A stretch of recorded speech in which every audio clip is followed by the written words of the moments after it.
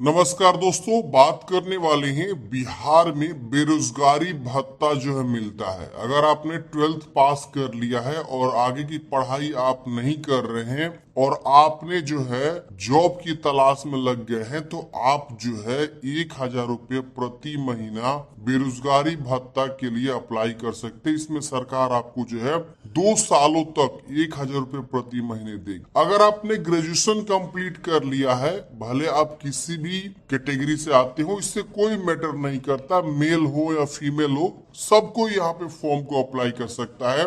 आपने ग्रेजुएशन कर लिया है, आगे की पढ़ाई नहीं कर रहे हैं, आप जॉब की तलाश है, कोचिंग कर रहे हैं, आप जो है फॉर्म वगैरह भर रहे हैं जॉब के लिए, तो भी आप यहाँ पे फॉर्म को अप्लाई कर सकते हैं। आपको भी 1,000 रुपये प्रति महीने 2 वर्षों तक सरकार यहाँ पे देगी। तो काफी बढ़िया ये योजना है।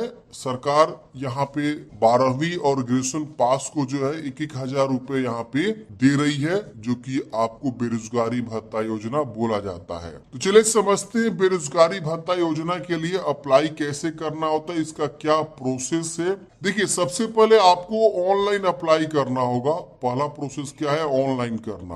ऑनलाइन करने के बाद से एक आवेदन फॉर्म डाउनलोड होता है, उसको डाउनलोड करके उसके साथ जितने भी डॉक्यूमेंट्स होते हैं वो सब डॉक्यूमेंट्स ले जाके DRCC ऑफिस पे आपको जो है वेरीफाई करवाना होता है। DRCC ऑफिस का एड्रेस कहाँ मिलेगा? तो जब आप ऑनलाइन अप्लाई करेंगे ना, तो आपके ईमेल आईडी पे DRCC ऑफिस का जो है प्रॉपर एड्रेस मिलेगा। आपके अपने ही जिला में DRCC ऑफिस होता है, जो कि एक सरकारी, समझ लीजिए, district registration and counselling centre उसे बोलते हैं, वो रहता है। 60 दिनों के अंदर वेरिफिकेशन कराना होता है। ऑनलाइन करने के बाद से सुबह 10 से लेकर 5 बजे के बीच आप कभी जा सकते हैं अपने सभी डॉक्यूमेंट्स को लेकर, और ऑनलाइन करने के बाद से जो रसीद प्राप्त होता है, आवेदन फॉर्म, उसको भी लेकर जाना होता है। साथ में डॉक्यूमेंट्स क्या क्या लगते हैं वो सब आपके ऑनलाइन करने के बाद से जो प्रिंट आउट निकलता है ना, उस पर सब लिखा रहता है प्रॉपर जानकारी कि आपको क्या क्या डॉक्यूमेंट्स लेकर जाने होते हैं। तो चलिए समझते हैं ऑनलाइन कैसे करना होता है। ऑनलाइन का प्रोसेस मैं सबसे पहले बताता हूँ। देखिए, सबसे पहले आप इस वेबसाइट पे आ जाएंगे या गूगल में जाएंगे, सर्च करेंगे DS हेल्पिंग फॉरएवर, ये वाली साइट ओपन होगी, इसको आपको ओपन कर लेना है। और यहाँ पे देखेंगे तो तमाम वैकेंसी आपको देखने को मिलेगी। यहाँ पे आपको जो है ना, सर्च बार का ऊपर में ऑप्शन भी, इस पे क्लिक करेंगे, यहाँ पे सर्च करेंगे बेरोजगारी। क्या सर्च करना है? बेरोजगारी। जिस आप ये सर्च करेंगे, देखिए बेरोजगारी भत्ता अपडेट, इस पे क्लिक करेंगे। देखिए, पहले ये जो योजना था सिर्फ और सिर्फ 12वीं पास को मिलता था, लेकिन अब जो है स्नातक पास को भी यहाँ पे सरकार देगी, यहाँ पे हर महीने 1,000 रुपये, जो कि अभी हाल ही में जो अपडेट आया था, जो कि आपने देखा था, जो कि 18 सितंबर के डेट में इस योजना को लागू किया गया, जो कि ग्रेजुएशन पास भी अप्लाई कर सकते हैं। पहले 12th पास सिर्फ मिलता था। तो ग्रेजुएशन और 12th दोनों का ही मैं प्रोसेस बताऊंगा। आप यहाँ पे देखिए ऑफिशियल वेबसाइट का ऑप्शन मिले, इस पे क्लिक करेंगे, सीधा आप इस वाले पेज पे आ जाएंगे। सबसे पहले आपको यहाँ पे न्यू एप्लीकेंट रजिस्ट्रेशन का ऑप्शन मिलेगा, आप इस पे क्लिक करेंगे।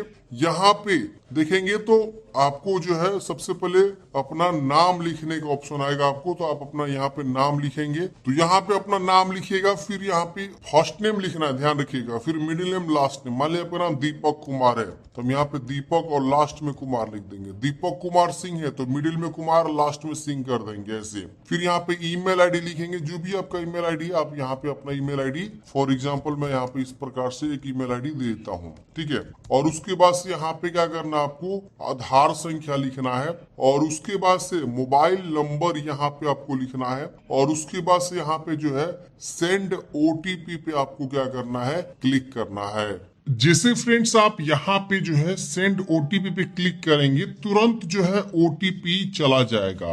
आपके ईमेल पे भी OTP जाएगा और मोबाइल पे भी OTP जाएगा। तो मोबाइल वाला OTP इस वाले बॉक्स में और ईमेल वाला OTP इस वाले बॉक्स में आपको लिखना होगा। अब देखिए, यहाँ पे आपको डिजायर्ड स्कीम का ऑप्शन मिल रहा है। सबसे ऊपर वाला जो स्कीम है, समझ लीजिए बिहार स्टूडेंट क्रेडिट कार्ड योजना है। दूसरा है सेल्फ हेल्प ग्रुप। अगर आप इंटरमीडिएट बेस पे फॉर्म भर रहे हैं तो ये वाला ऑप्शन चूज करेंगे। और यहाँ देखिए सेल्फ हेल्प अलाउंसेंस होता है जो कि आपका ग्रेजुएशन बेस पे है, SHA। ये अगर आप ग्रेजुएशन बेस पे फॉर्म भर रहे हैं तो ये वाला ऑप्शन चूज करेंगे। तो ये पहले ऑप्शन नहीं शो हो रहा था लेकिन अब इसको ऐड कर दिया गया। और ये KYP के लिए, जो कि फ्री में सरकार आपको कंप्यूटर कोर्स की ट्रेनिंग देती है, तो ये KYP के लिए आपका हो जाता है। तो मैं यहाँ पे ग्रेजुएशन पास वालों के लिए यहाँ पे फॉर्म भर के दिखा रहा हूँ, तो मैं यहाँ पे ये वाला ऑप्शन चूज करूंगा।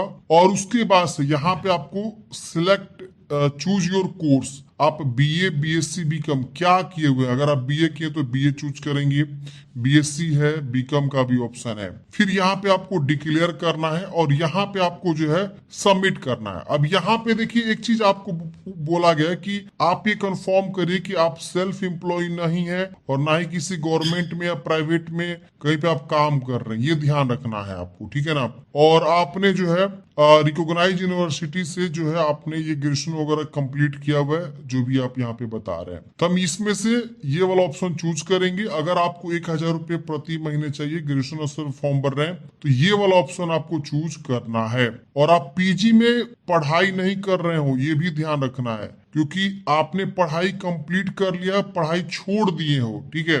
और अगर आप इंटरमीडिएट बेस पे फॉर्म भर रहे हैं तो आपको ध्यान रखना है कि आप आगे ग्रेजुएशन की पढ़ाई नहीं किए होने चाहिए, ना ही PG किए होने चाहिए। ग्रेजुएशन तक आपने, इंटर तक पढ़ाई करके आपने पढ़ाई छोड़ दिया हो, तो ये ध्यान रखना है। चलिए हम यहाँ पे जो है जानकारी चूज करके और यहाँ पे हम जो है डिक्लेयर करके सबमिट करेंगे। OTP लिखे जैसे सबमिट करेंगे फ्रेंड्स, यहाँ पे आपका पहला स्टेप जो रजिस्ट्रेशन होता है वो सक्सेसफुली रजिस्टर हो जाता है और यूजर ID पासवर्ड जो है आपके ईमेल और मोबाइल दोनों पे ही भेज दिया जाता है। अब आपको क्या करना है फ्रेंड्स, यहाँ पे देखिए एक ऑप्शन मिलता है गो टू होम पेज। आप इस पे क्लिक करेंगे, आप अपने ईमेल मोबाइल को चेक करेंगे कि यूजर ID पासवर्ड इनके द्वारा भेज दिया गया है।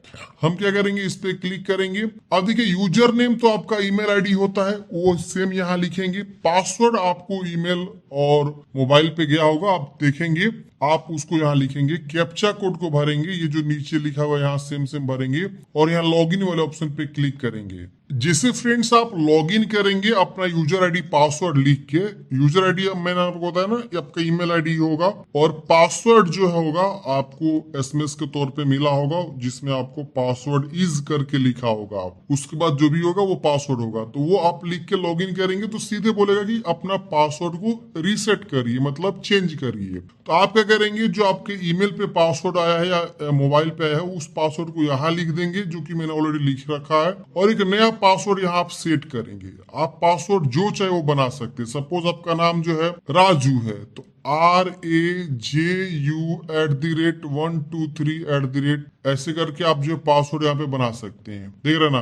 तो ऐसे आप पासवर्ड को सेट कर सकते हैं, कोई इशू नहीं होने वाला है। तो हम क्या करेंगे, यहाँ पे जो है पासवर्ड को क्या करेंगे, सेट करेंगे, उस पासवर्ड को यहाँ कंफर्म करेंगे और सबमिट करेंगे। तो हमारा पासवर्ड जो आया था SMS के तौर पे वो अब हट के जो है दूसरा नया पासवर्ड यहाँ पे हम सेट कर लिए हैं। तो अब हमेशा जब भी लॉग इन करना होगा यही वाला पासवर्ड को यूज करेंगे जो हमने नया यहाँ पे पासवर्ड को बनाया हुआ है। अब ये जो हमने पासवर्ड इंटर किया हुआ है मोबाइल पे जो आया हुआ है वो अब हमारा बदल जाएगा।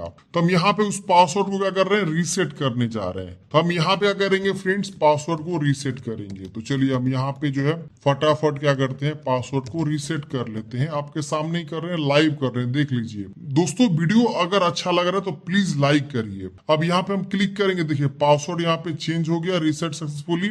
अब यहाँ बोल रहा है प्लीज लॉग इन अगेन। अब आपको दोबारा लॉग इन करना, अपने पासवर्ड चेंज कर लिया। अब हम क्या करेंगे, वही सेम ईमेल ID लिखेंगे, पासवर्ड जो हमने अभी नया जनरेट किया, नया पासवर्ड सेट किया वो लिखेंगे, कैप्चा कोड को भरेंगे, लॉग इन करेंगे, हमारा डैशबोर्ड आ जाएगा। उसके बाद हम फॉर्म भरेंगे। तो चलिए हम फटाफट लॉग इन कर लेते हैं। लॉग इन करते हैं फ्रेंड्स, ये देखिए आपका डैशबोर्ड इस प्रकार से ओपन हो जाएगा। और यहाँ पे एक चीज कंफर्म कर लेना है कि सेल्फ हेल्प अलाउंसेंस आपका यहाँ पे शो हो रहा है कि नहीं है, क्योंकि इसी स्कीम के तहत सरकार आपको पैसे देगी, यानी आपको जो है सहायता दे रही है है बेरोजगारी भत्ता जिसको बोलते हैं, सेल्फ हेल्प अलाउंसेस। अब यहाँ पे देखिए आपको पर्सनल इंफॉर्मेशन देना है, जो भी आपका जानकारी, जैसे कि यहाँ पे सबसे पहले आपको बोर्ड का नाम चूज करना है कि आप किस बोर्ड से मैट्रिक पास किए हुए हैं। यहाँ आपको मैट्रिक की जानकारी पूछ रहा है, यहाँ 12th की जानकारी पूछ रहा है। तो पहले आप मैट्रिक की बोर्ड का नाम लिखेंगे, फिर यहाँ रोल नंबर लिखेंगे, रोल कोड लिखेंगे, पासिंग ईयर लिखेंगे, आपका स्कूल का नाम ऑटोमेटिक यहाँ पे आ जाएगा। मतलब रोल कोड रोल नंबर जैसा आप लिखेंगे ना, आपका स्कूल का जानकारी ऑटोमेटिक उठा लेगा। उसी तरह से आप इंटर की यहाँ पे जानकारी लिखेंगे और इंटर का यहाँ पे रोल नंबर रोल कोड लिखेंगे ना, तो ऑटोमेटिक पासिंग ईयर, आपके स्कूल का नाम, स्टेट, उसके बाद से ये सारा ऑटोमेटिक आपका आ जाएगा। आपका इवन जो है फादर्स नेम, मदर्स नेम, ये सब भी आपका जो है डिटेक्ट कर लेगा। अगर नहीं करता है तो आप मैन्युअली उसको फिल करेंगे, ठीक है। अब नीचे आपको देखिए ग्रेजुएशन की जानकारी पूछ रहा है। ग्रेजुएशन आपने जो है किस कॉलेज इंस्टीट्यूट से पढ़ाई किया हुआ है, अफिलिएटेड कहाँ से है, और यहाँ पे आपका पासिंग ईयर क्या है, स्टेट क्या है, किस स्टेट से आपने ग्रेजुएशन कंप्लीट किया, डिस्ट्रिक्ट क्या है, और वहां का पिन कोड क्या है जहां से भी आपने ग्रेजुएशन कंप्लीट किया हुआ है। ये आप अपने एरिया का पिन कोड नहीं लिखेंगे, ये आपका विद्यालय का एरिया का पिन कोड लिखना है। फिर यहाँ पे आप अपना पूरा नाम लिखेंगे, first name, middle name, last name. फिर यहाँ पे फादर्स नेम, मदर्स नेम, ये आपको अच्छे से लिखना है। यहाँ पे मदर्स नेम का ऑप्शन आ रहा है, देख रहे हैं ना, mother's first name, middle name, last name. अगर ये ऑटोमेटिक उठा लेता है, जैसे कि अगर आपने रोल कोड रोल नंबर लिखा, तो आपको ये यहाँ पे भरने की आवश्यकता नहीं है, आप आगे कंटिन्यू करेंगे। अगर ऑटोमेटिक नहीं उठाता है तो फिर आपको यहाँ पे भरना होगा। अब यहाँ पे आप नीचे आएंगे तो यहाँ पे आपको आपका डेट ऑफ बर्थ पूछेगा, तो यहाँ से कैलेंडर से डेट ऑफ बर्थ की चॉइस करना है, जो यहाँ पे ऑटोमेटिक एज आपका शो कर देगा। यहाँ पे आपको अपना कंट्री चूज करना है, और यहाँ पे आपका मोबाइल नंबर और आधार कार्ड शो करता है। यहाँ पे आपको अपने बैंक का जो IFSC कोड लिखना है, जिस भी बैंक में आपको पैसे चाहिए। और ये ध्यान रखना, bank account should be linked with Aadhaar number, मतलब जो है आपका बैंक जो है NPCI लिंक होना चाहिए। NPCI, अगर आपका बैंक जो है NPCI लिंक नहीं है तो फिर आपके अकाउंट में पैसे नहीं आएंगे, ये ध्यान रखिएगा। NPCI लिंक कराने के लिए आपको बैंक में संपर्क करना होगा, या ऑनलाइन भी प्रोसेस है इसका। मैंने आप लोगों को वीडियो बना के हाल ही में बताया कि NPCI लिंक कैसे करते हैं ऑनलाइन। चलिए, अब यहाँ पे जैसे आप IFSC कोड लिखेंगे ना, automatic bank name, branch name आ जाएगा। यहाँ पे आपको जो है बैंक अकाउंट नंबर अच्छे से लिख लेना है। अब यहाँ पे आपको अपना जो है परमानेंट एड्रेस भर देना है, जो भी आपका परमानेंट एड्रेस है। यहाँ डिस्ट्रिक्ट आएगा, डिस्ट्रिक्ट चूज करेंगे, यहाँ पे अपना ब्लॉक चूज करेंगे, यहाँ पे आपका पिन कोड क्या वो लिखेंगे, फ्लैट या हाउस, रोड नंबर, लोकेलिटी, ये सब अच्छे से भर देना है। फिर यहाँ पे आपको जो है अपना रेसिडेंशियल एड्रेस क्या है, रूरल है कि अर्बन है, ये बताएंगे। यहाँ पे भी रूरल और अर्बन का ऑप्शन देखने को मिलेगा। अगर रूरल अर्बन चूज करेंगे तो यहाँ पे आपको panchayat, village, post office, pin code, ये सब आपको लिखना होगा। अगर आप शहरी से आएंगे, अर्बन मतलब शहरी होता है, अब शहर से आप अगर बिलोंग करते हैं तो शहर वाला जो एड्रेस होता है उस प्रकार से आपका खुल के आएगा। तो आप देख लीजिए कहाँ से बिलोंग करते हैं, अपने अकॉर्डिंग यहाँ जानकारी को भर देना है।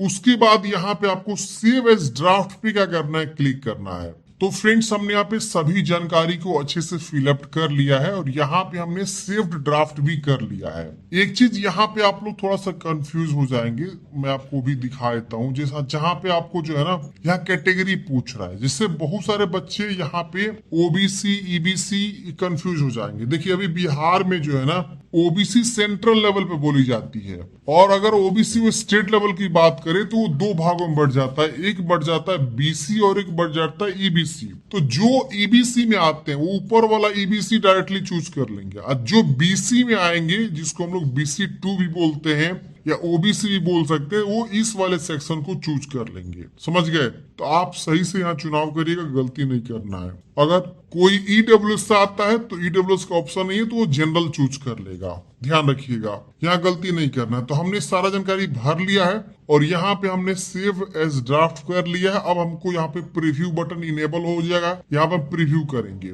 प्रीव्यू करते ही जो भी आपने जानकारी यहाँ पे दी है वो एक बार अच्छे से वेरीफाई करिए और चेक करिए कि हाँ सारा जानकारी यहाँ पे सही है, कहीं कुछ गलती नहीं है। अब यहाँ पे हम क्या करेंगे, सारी जानकारी वेरीफाई करने के बाद से यहाँ क्लोज का बटन मिल जाता है हमको, क्लोज कर देना है। जिस हम क्लोज बटन पे क्लिक करेंगे हमारा सबमिट बटन इनेबल हो जाता है। अब हम सबमिट बटन को क्लिक करेंगे, जब तक हम प्रीव्यू नहीं करेंगे हमारा सबमिट बटन इनेबल नहीं होगा। हम सबमिट करेंगे, अब यहाँ पे देखेंगे तो आपका फॉर्म जो है फाइनल सबमिट हो गया।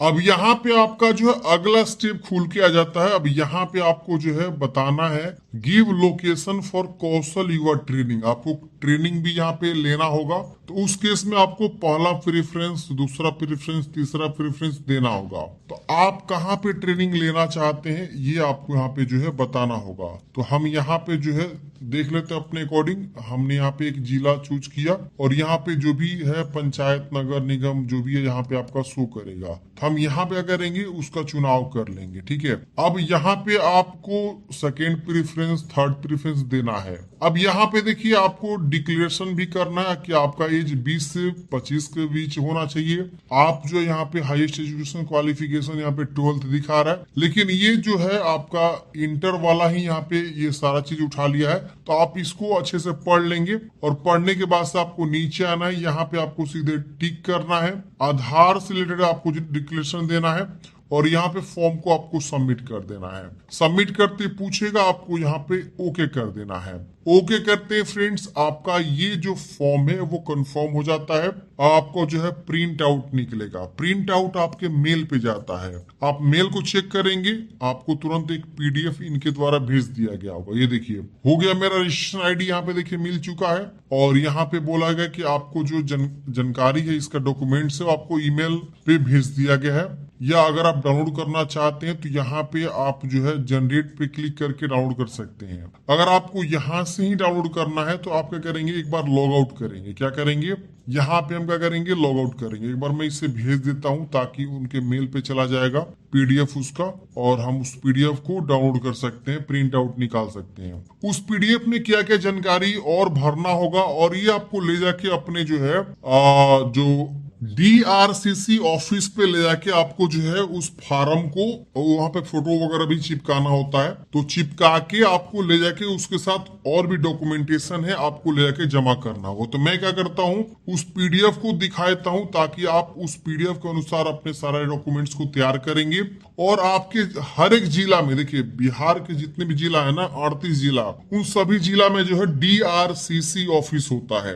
आपको अगर सर्च करना है इसका एड्रेस तो गूगल में जाएंगे, लिखेंगे सपोज आपको देखना है डीआरसीसी ऑफिस सिवान, तो लिखेंगे गूगल में DRCC office Siwan address, DRCC office Gopalganj address, DRCC office Patna address, DRCC office Sasaram. तो आप जिस भी जिला का देखना चाहते हैं गूगल में लिख के आप सर्च करेंगे, आपको देखने को मिल जाएगा। चलिए मैं यहाँ पे लॉग आउट करता हूँ और हम दोबारा लॉग इन करेंगे ना तो हमारा जो एक्नॉलेजमेंट नंबर है, एक्नॉलेजमेंट फॉर्म है वो डाउनलोड हो जाएगा। मैं दिखाई तो आपको। तो फ्रेंड्स हमने यहाँ पे दोबारा से लॉग इन कर लिया है। आपको जब डाउनलोड करना है आवेदन फॉर्म को जो आपको लेकर जाना है डीआरसीसी ऑफिस, वो आपको डाउनलोड करना है। तो देखिए उसके लिए यहाँ पे डाउनलोड पीडीएफ का ऑप्शन मिलेगा। आप यहाँ पे क्या करेंगे, क्लिक करेंगे। आपको ईमेल भी गया होगा, आप ईमेल पे कोई चेक करेंगे ना तो वहां पे भी आपको गया होगा, वहां से पीडीएफ को डाउनलोड कर सकते हैं। या दोबारा लॉग आउट करके लॉग इन करेंगे तो आपको यहाँ डाउनलोड पीडीएफ का ऑप्शन मिल जाएगा, यहाँ से भी आप डाउनलोड कर सकते हैं। डीआरसीसी ऑफिस का एड्रेस जानना है तो आप अपने ईमेल आईडी को ही चेक करिए, ईमेल पे ही तुरंत एक एसएमएस आता है, वहां पे आपको डीआरसीसी ऑफिस की पूरी जानकारी लिखी रहती है। या आप अपने जिला में सर्च भी कर सकते हैं गूगल में जाके। चलिए इस पे क्लिक करते हैं, एप्लीकेशन पीडीएफ पे क्लिक करेंगे, ये आपका पीडीएफ जो है डाउनलोड होना शुरू हो जाएगा। तो फ्रेंड्स कुछ इस प्रकार से ये पीडीएफ आपका रहेगा। यहाँ पे आपका निबंधन संख्या रहता है, यहाँ पे आपको एक फोटो चिपकाना है, ठीक है ना। और यहाँ लिखा कार्यालय द्वारा भरा जाएगा, इसको आपको भरना नहीं है, बस आपको इसको प्रिंट आउट निकाल लेना है। यहाँ पे आपको प्रिंट आउट निकाल के लेकर जाना है डीआरसीसी ऑफिस। यहाँ पे सारा जो है आपका घोषणा वगैरह दिया गया है, आप यहाँ चेक कर लेंगे। और यहाँ पे क्या क्या आपको योग्यता प्रमाण पत्र में लेकर जानी है वो सब आपको यहाँ पे दिया गया है। तो यहाँ पे देख सकते हैं स्नातक का प्रमाण पत्र, मैट्रिक का प्रमाण पत्र, आवासीय प्रमाण पत्र, बैंक पासबुक का फोटो कॉपी, ये सब आपको लेकर जाना है। और भी नीचे में डॉक्यूमेंटेशन के बारे में प्रॉपर अच्छे जानकारी दिया हुआ है, यहाँ पे आप देख सकते हैं। इसके अलावा एनपीसीआई आपका लिंक होना चाहिए, तभी जो है डीबीटी के माध्यम से हर महीने सरकार आपके खाते में पैसे भेजेगी। ये यहाँ पे आपको ऊपर में लिखा हुआ आधार कार्ड के उपयोग से संबंधित घोषणा, यहाँ पे आपको साइन करना है, यहाँ पे स्थान तिथि लिखना है। नीचे आएंगे तो महत्वपूर्ण निर्देश दिए गए हैं कि आपको क्या क्या डॉक्यूमेंट्स लेकर जानी है, जो कि यहाँ पे आपको बताया गया फोटो चिपका लाना है, हस्ताक्षर कर लेना है और सभी डॉक्यूमेंट्स का जो फोटो कॉपी करा के स्व भी प्रमाणित कर लेना है, जो कि स्नातक का होना चाहिए। अगर आप स्नातक बेस पे फॉर्म भर रहे तो स्नातक का सारा डॉक्यूमेंट्स ले लेंगे। 10वीं का भी डॉक्यूमेंट्स आपको मांगा गया है। इसके अलावा आवास से प्रमाण पत्र बोला गया है। इसके अलावा आधार कार्ड की फोटो कॉपी, इसके अलावा स्नातक कक्षा उत्तीर्ण के जो का परित्याग पत्र है, टीसी जिसको बोलते हैं, वो भी आपको लेकर जाना है। ये सब आपको लेकर जाना है। बैंक पासबुक का फोटो कॉपी लेकर जाना है।